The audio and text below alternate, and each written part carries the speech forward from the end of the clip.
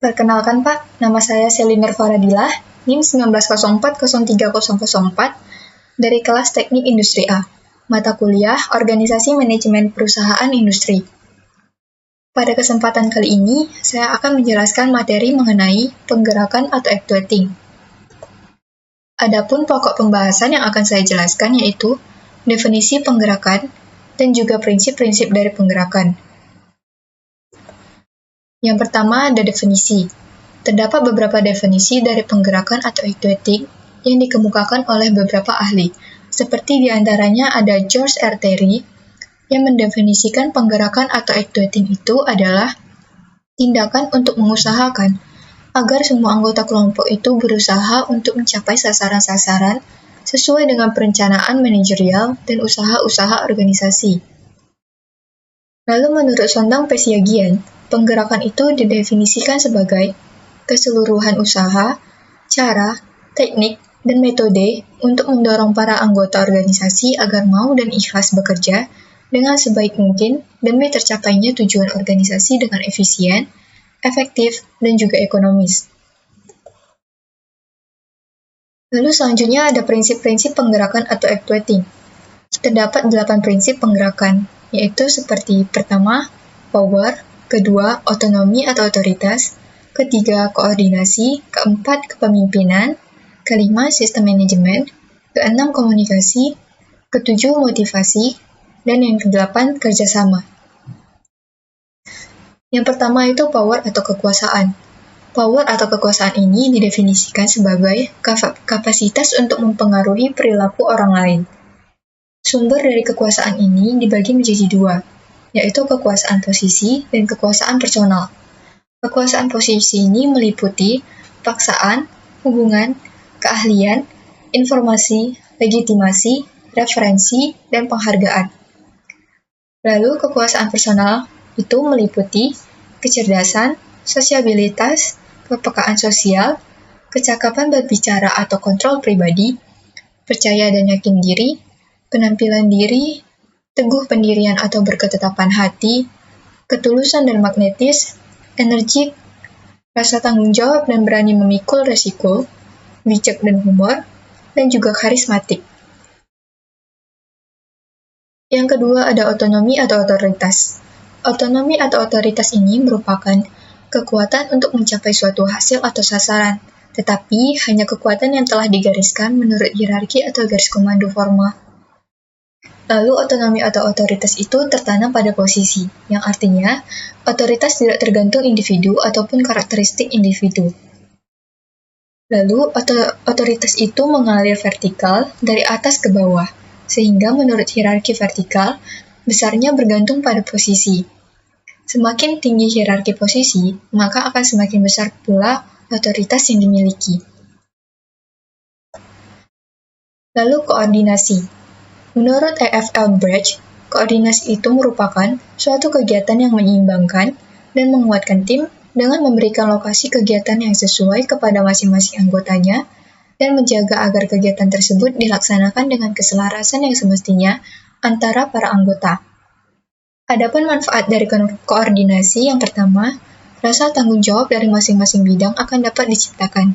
Yang kedua, tunggu-menunggu dalam menangani pekerjaan dapat dihindari. Ketiga, menghindari terjadinya kekembaran pekerjaan.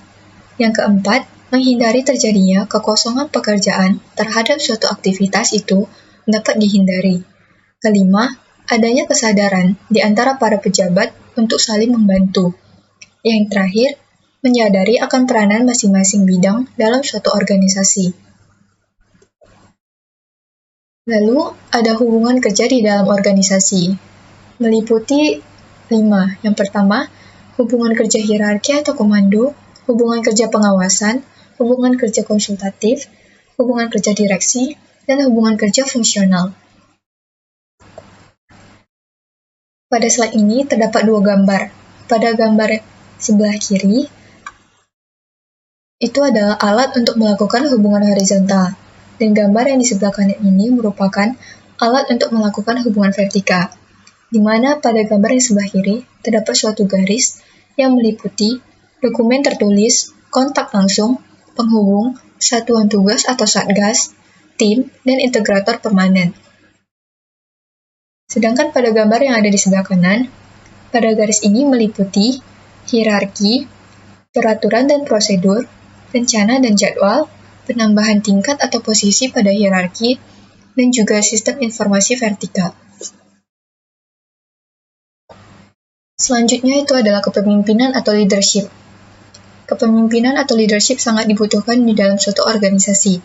Adapun fungsi kepemimpinan ini adalah sebagai penentu arah, tokoh, komunikator yang aktif, pengambil keputusan dan merealisasi keputusan itu, pendelegasian wewenang dan pembagian kerja kepada para bawahan, meningkatkan daya guna dan hasil guna semua unsur manajemen, memotivasi bawahan supaya bekerja efektif dan bersemangat, mengembangkan imajinasi, kreativitas, dan loyalitas bawahan, dan juga pemrakarsa, penggiatan, dan pengendalian rencana.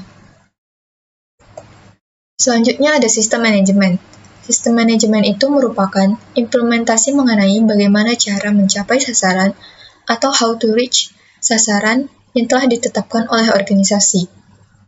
Lalu, sistem manajemen mewujudkan keinginan atau impian menjadi kenyataan. Dan sistem manajemen itu merupakan sebuah seni atau art. Selanjutnya ada komunikasi.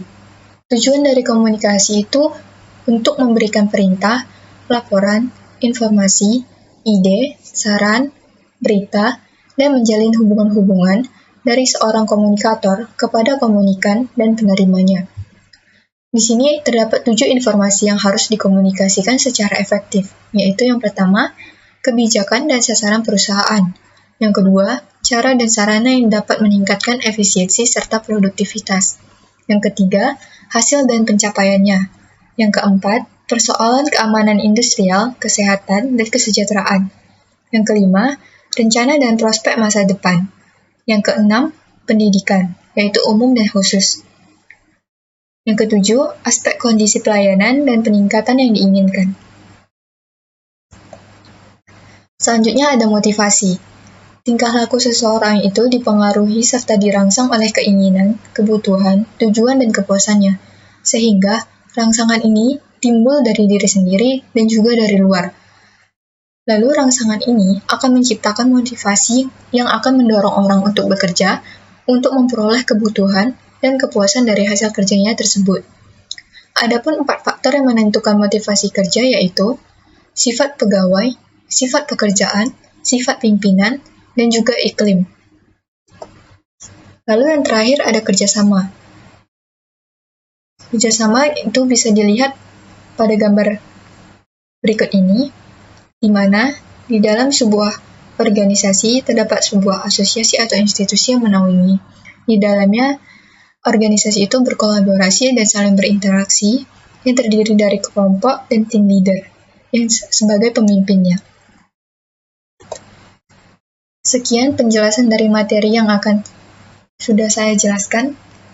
Terima kasih.